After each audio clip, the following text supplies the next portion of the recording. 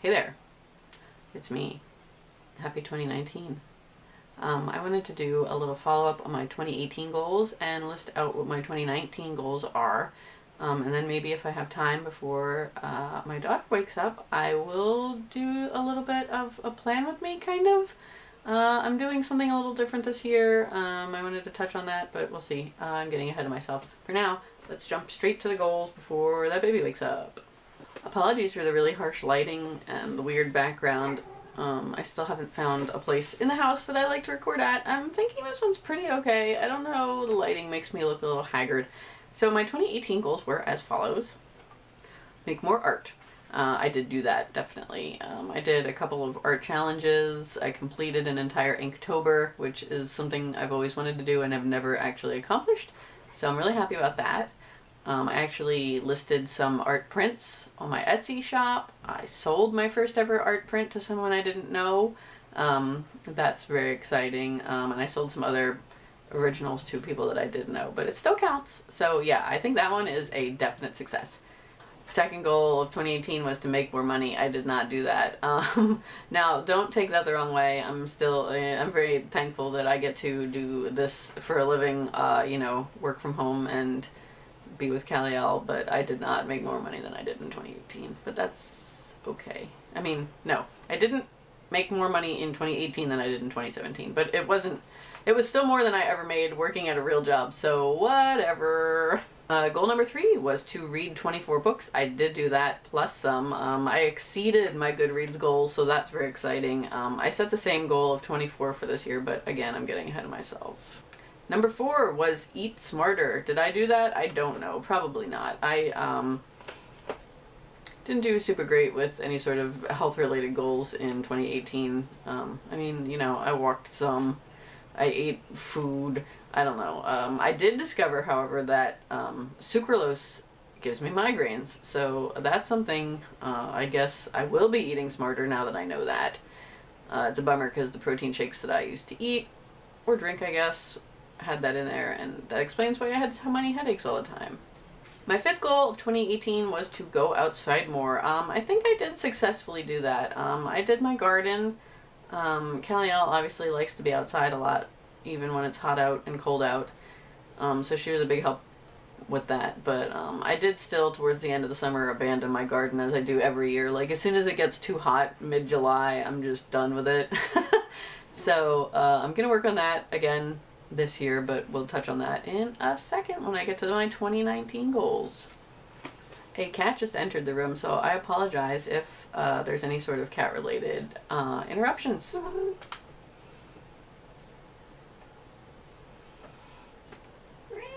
Yep, like that one. Okay, so 2019 goals, which I have tried to make more actionable, like to be able to say, yes, I did this, no, I didn't do this, rather than the kind of, I don't know, kinda, that I have from the previous ones. I have goals, once again, is to make more money. I would like to do that this year. It'll be cool. Again, as long as I make more than I did at a real job, I don't really care that much, but more money is good, right? Yeah. Number 2 is to make a new art print each month.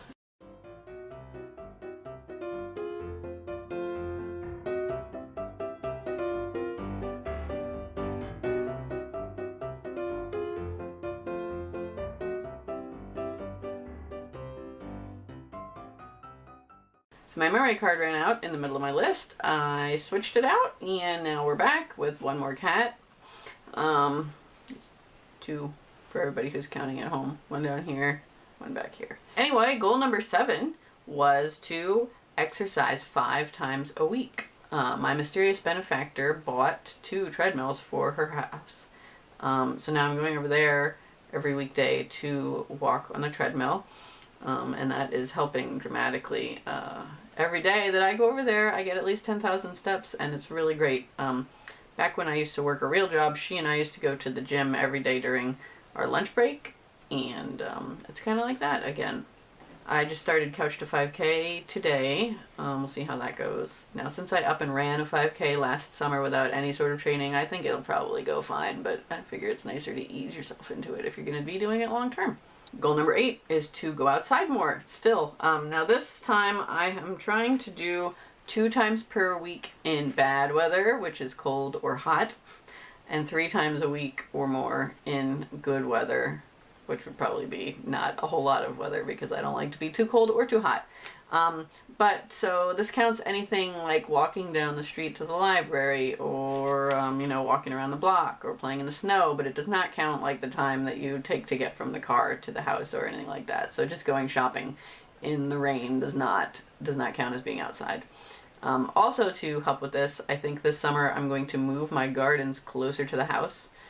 Because as they are now, they're like all the way out at the back of my backyard, and I think if I moved them closer, it wouldn't be so grueling and sunny to go to it. I don't know. It sounds dumb, but these little weird mind tricks tend to work with me. So anyway, the goal is to move the gardens this year. Also, I should probably just give the ground a rest because they've been there for a while. Next goal is to lose 20 pounds. I know it's really unpopular to want to lose weight and you should body acceptance and whatever, and I agree completely. It's just that I don't personally feel comfortable with where I'm at. I think other bodies look beautiful in the shape that mine's in, but not my own.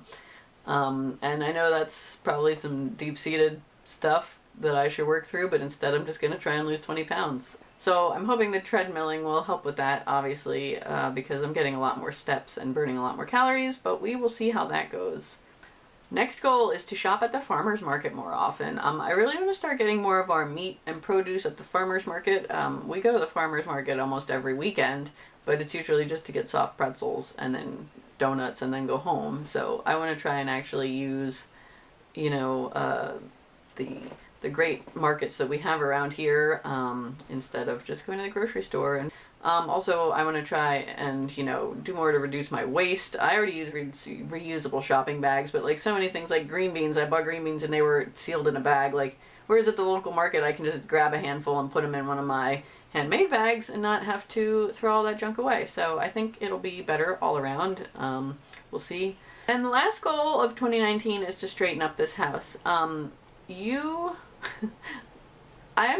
used to be kind of a hoarder. I'm getting a lot better about it, and I'm so sick of all of this crap. I read the Life-Changing Tidying Up book several years ago when I was pregnant with Callie Allen. I got rid of so much stuff.